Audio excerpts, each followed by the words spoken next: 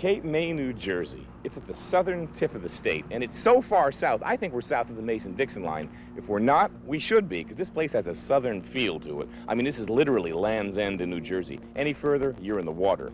Cape May goes back to the 1600s. It was founded as a whaling port, has been a fishing port ever since, and in fact is the second largest fishing port on the East Coast. I mean, that's going to surprise a lot of people. Did you know that 2 out of every 3 clams eaten out of a can come from Cape May? Neither did I, but it's a true story. We're going to go behind the docks and see what's going on there with a really vital fisheries industry. We're also going to visit farmers, because I think that's a side of this town that people don't know much about. There's an old agrarian past to this. It was an old farming town, and there still are active farms down here, which, considering the price of real estate, is pretty surprising.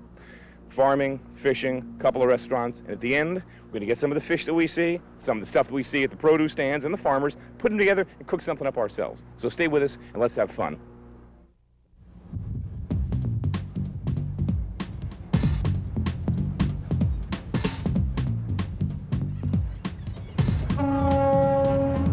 Beautiful, here she comes. Good looking boat. Now, what does she have on her? You have an idea of the tonnage? Yes, right now it's got 15,000 pounds of croakers. You want fresh fish? These fish still think they're swimming. We all know fish go bad in time. This boat's only been out for a few hours in order to get this weight and come in. They've packed it down with ice because it's on top. It's sitting up here in the sun. So it's packed down with ice to keep it cool. The issues are always with fisheries or contamination. Early histamine, early decomp, and that's not happening here. This is how it works. This is the assembly line. The day boats go out, or the night boats in this case, catch the fish, ice them down them. Fish stay cool that way. Come off, offload them onto this little assembly line, where they come in here and get sorted. Of course, they're sorted by size, which is how they're going to be sold. Into these buckets, then into boxes where they get iced down, because temperature control, again, is the big critical issue with fishing, and freshness, and they're going to go straight to the markets. So these fish come off a boat, get sorted by size, iced down, boxed, bing, bang, boom, and they'll be at Fulton Market, and at Philadelphia's wholesale market, and at Washington's wholesale market, Sunday night, a few hours from now, for customers Monday morning. Hey, once again, folks, eat fresh fish. That's the fish that tastes best. These fish were swimming last night. Find your local market fish and buy them.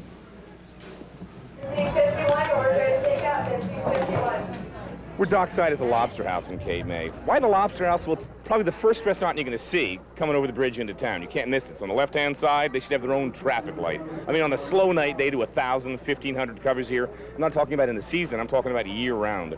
We're here off-season in September, and who knows what they'll do tonight, 2,000, 2,500. Inside, on the boat, on the docks, great food.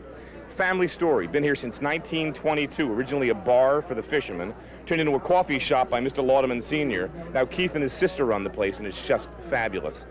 Second of all, it's the quintessential place to come down here when you're eating. When you come down, you're at the beach. This is seaside dining at its best. You're here, you're on the water. See those boats, they're not props. Those are real fishing boats. And odds are you're eating fish that came off those boats like today or yesterday. It doesn't get better. You sit here, you get a beer, you got all the stuff flying around. This is seaside dining. Who can argue with this? It's the right formula. Come every weekend. In 2 words, how would you describe it? The best. Excellent. 2 words. That was 2 words. That was succinct and to the point. 2,000, 3,000 covers a night in the restaurant, that's busy. But so's the retail. Let's take a peek. Keith, tell us what they're doing behind us.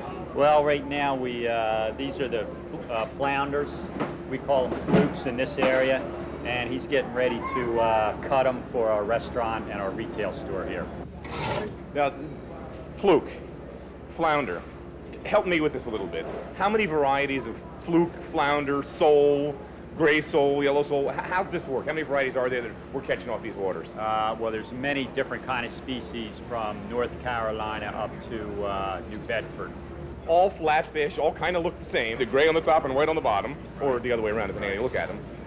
Generically, we call them all flounders, and then just subdivide them into gray sole, lemon sole, gotcha, dabs, window panes. Because as a consumer, when you see them marketed, you're always trying to figure out, well, what's the difference between fluke and flounder, or, you know, gray sole and lemon sole? There's no lemon in this. How's that work? It's a little confusing. It's a lot confusing. Overall, the issue of fisheries management is pretty sensitive. I mean, you're on one end of it, and you got, I guess, environmentalists on the other end of it. Are you seeing that these limits are resulting in a rejuvenation of the beds? Is there a better crop year in and year out? Is the management kind of working, or how do you feel? Where do you come down? Yeah, although the management hurts me as far as a business stance, but yes, it is working. You can see the stocks coming back slowly. Definitely. Man, oh man. All right, gonna hold this up. I mean, look at this. You don't get proteins this better. There's no breakage in this fish. It's absolutely, there we are. You can see through it. It's translucent. This is what fresh fish looks like. I mean, I know you can't go in your fish market and do this every time you buy it, but signs of age in flounder are when it begins to turn white, when it begins to turn less than translucent. It kind of gets gray and chalky. You can also see the proteins breaking up when you see this section of the fish begin to break apart. If you held this up and shook it, you can see the striations of it opening up. That fish is getting old because the proteins are breaking down. I mean, this is as good as it gets. This fish was swimming 12 hours ago.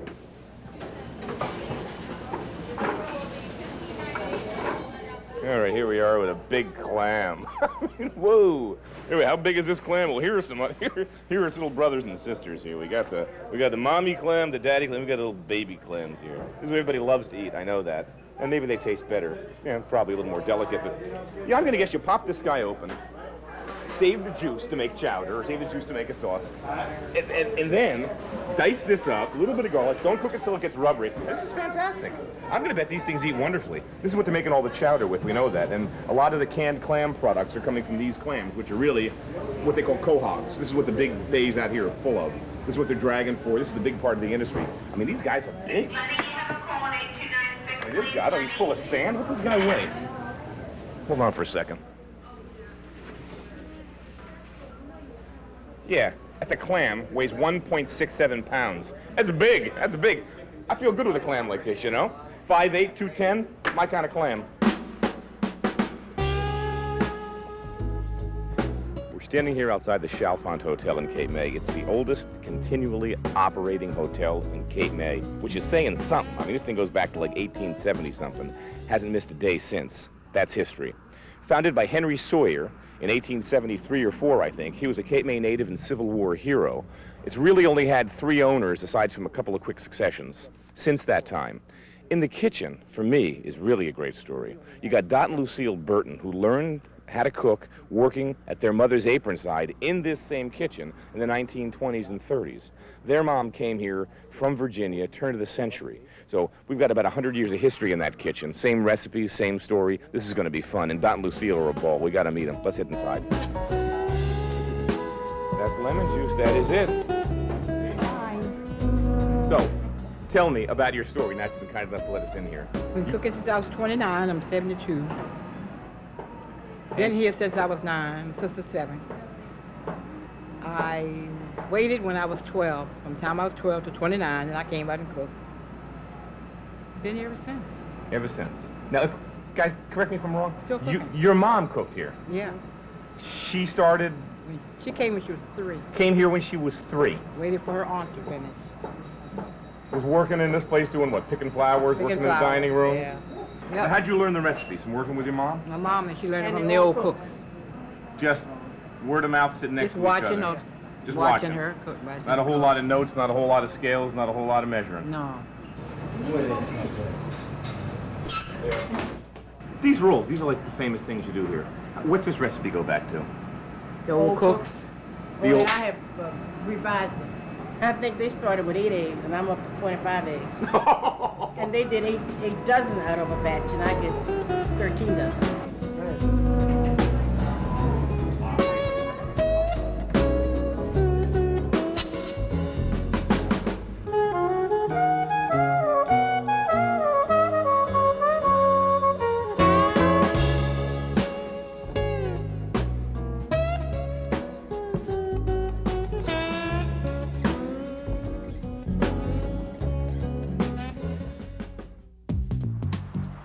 Garden State? Yeah, right. Go figure. The most cars and miles of highway per capita, one of the most densely populated states in the nation, Philly to the south, New York to the north, urban sprawl.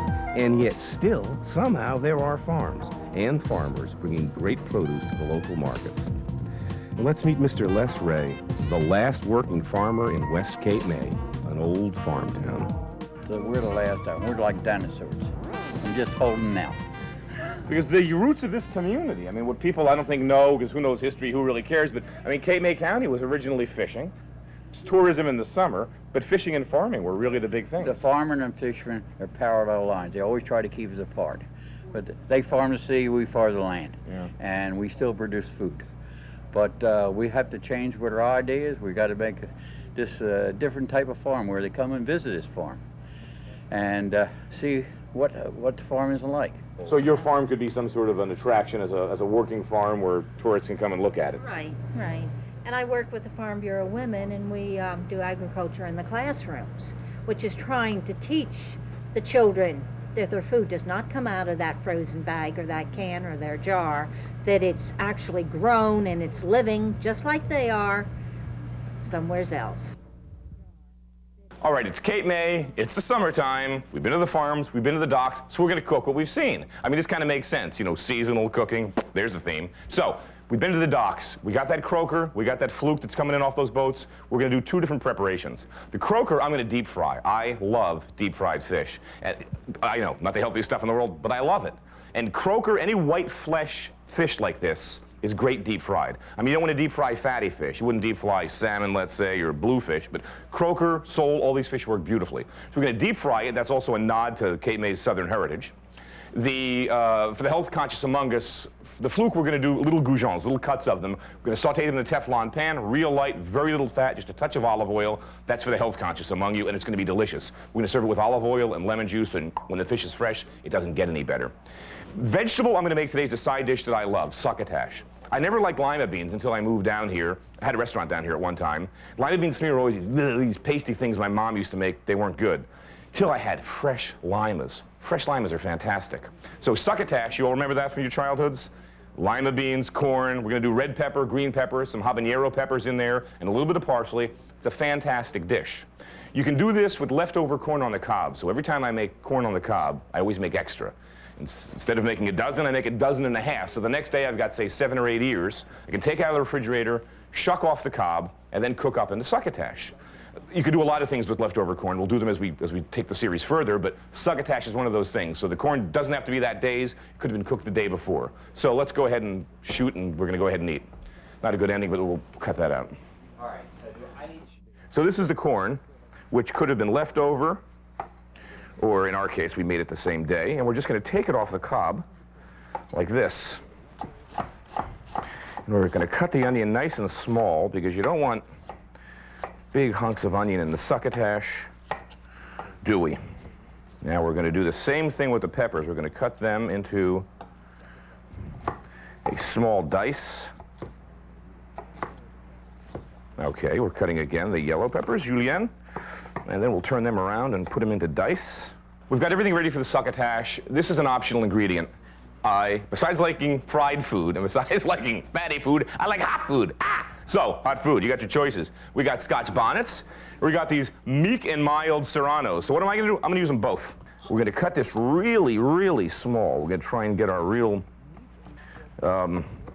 culinary Olympic knife skills mode here.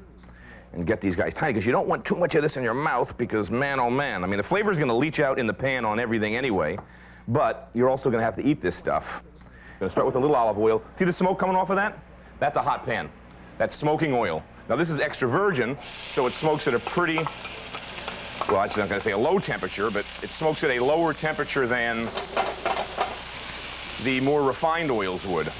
And we're getting these guys started. Now, this is going to cook quickly. One advantage of having a really hot pan is that you're moving the process along quickly.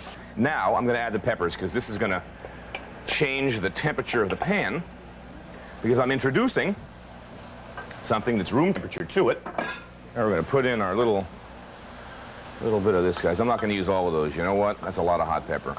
I think we're ready. It's been about 3 minutes, so I think we're ready to add. Again, take a look. So don't take my word for it, folks. These have begun to wilt. You can sort of see where these peppers have softened up. In fact, if you look at the oil has turned kind of yellowish.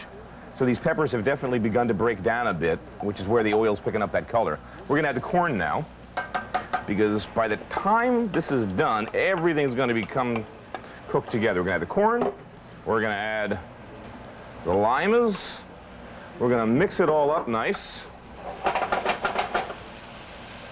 Break the corn up a little bit, because really what I want to do is incorporate all the ingredients evenly. I've got these gorgeous cherry tomatoes that I had, and I'm going to throw these in at the very, very end of the succotash, because who says you can't put cherry tomatoes in succotash? I like them. These are great tomatoes. They take no time to cook, so I'm going to put these in at the absolute end. And I think they're going to give a nice acid counterpoint to a dish that's probably going to be a bit sweet from the corn. All right, here's my cherry tomatoes. We're going to put them in. This stuff's just about done. I like what I see. We don't want to overcook it. So in go the cherry tomatoes. We're just going to lay them across the top, because just from the heat coming out of the pan, these guys are going to wilt down. And I'll tell you what I'm going to do now is add a little bit of salt. What I have here is a mixture of salt and white pepper. I use coarse salt and I put pepper in it, about 10 to 1. 10 parts salt to 1 part pepper. And since I have the habaneros in there, we don't need to go crazy with the pepper either. But I love to season food. If you don't like salt, don't add it. I like salt. All right, we're gonna let that sit there for another couple of minutes. So when it's done, we're gonna unveil it. Here's the basil. We're gonna use a little bit of basil here to finish off the succotash. And I'm just gonna use this shaped basil, which is sort of like a chiffonade, they call this. There's your basil. You can see the tomatoes are just beginning to break down. We're gonna give it a stir.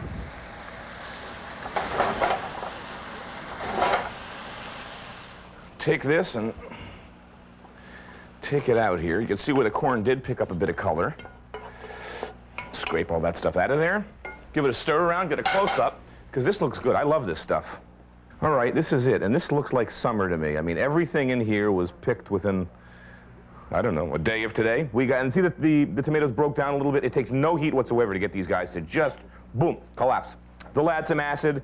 Beans are starch, corn is starch. So this really becomes, to me, a dish that's a combination of vegetable side dish and a starch side dish. That croaker we saw earlier, we took some, filleted it, skinned it, took all the little pin bones out of it, and there she is, all shiny and beautiful, except that one scale. Take the scales off the fish. You don't want to eat scales. We're gonna deep fry this. That's what I said I was gonna do, because this is for me.